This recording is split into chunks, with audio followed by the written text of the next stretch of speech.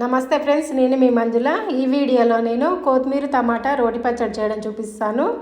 ఈ పచ్చడి మనకి అన్నంలోకి ఉప్మాలోకి చాలా బాగుంటుంది. ఈ పచ్చడి చేసుకున్నాక 2-3 రోజుల వరకు కూడా తినొచ్చు. ఇక్కడ నేను లేతది కొత్తిమీర తీసుకున్నాను. చిన్న కొత్తిమీర తీసుకోవాలి, మరి పెద్దగా ఉండొద్దు. ఇక్కడ పొడుగ్గా ఓన్లీ ఏర్లు మాత్రమే కట్ చేయాలి. కాడలు ఆకులు కడిగేసిన తర్వాత మళ్ళీ చిన్న చిన్నగా కట్ చేసి పక్కన పెట్టుకోవాలి. నేను ఒక 1/2 కిలో టమాటాలతోని పచ్చడి చేస్తున్నా. ఈ కొత్తిమీర కరెక్ట్గా సరిపోతుంది. పొయ్యి మీద ఒక గిన్నె పెట్టుకొని 1 స్పూన్ ఆయిల్ వేయాలి. ఒక 7-8 పచ్చిమిర్చి ముక్కలు చేసుకొని వేసుకోవాలి. నేను 1/2 కిలో టమాటాలతో పచ్చడి చేస్తున్నాను కాబట్టి 7-8 పచ్చిమిర్చి, ఒక కొత్తిమీర కట్ట వేస్తున్నాను.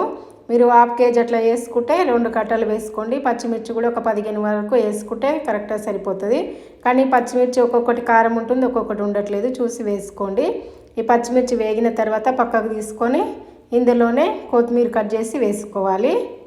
టమాటాలలోనే కొత్తిమీర వేసి ఉడికిస్తారు, కానీ దానికంటే ఇట్లా చేసుకుంటే టేస్ట్ బాగుంటుంది. కొత్తిమీర వేగిన తర్వాత ఈ కొత్తిమీర కూడా మరొక గిన్నెలకు తీసి పక్కన పెట్టుకోవాలి.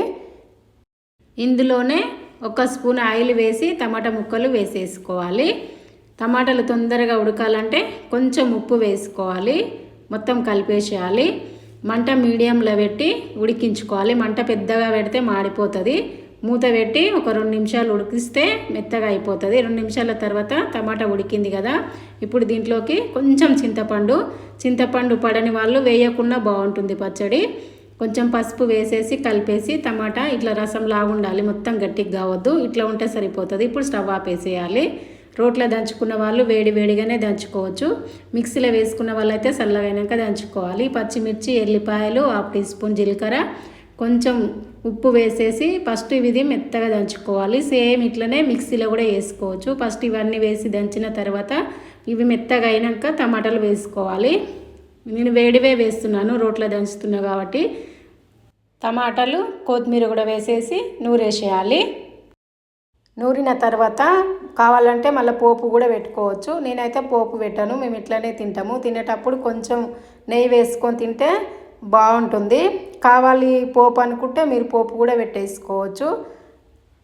కొంచెం పచ్చలు ఉన్నట్టు కూడా ఉంచుకోవచ్చు, లేదా మెత్తగా కూడా నూరుకోవచ్చు. ఎంతో టేస్టీగా ఉండే కొత్తిమీర టమాటా రోటి పచ్చడి అయితే రెడీ అయింది. నచ్చితే లైక్ కొట్టండి, షేర్ చేయండి. ఫస్ట్ టైం చూస్తున్న వాళ్ళైతే మంజుల ఏజే ఛానల్ని సబ్స్క్రైబ్ చేయండి. Thank you for watching.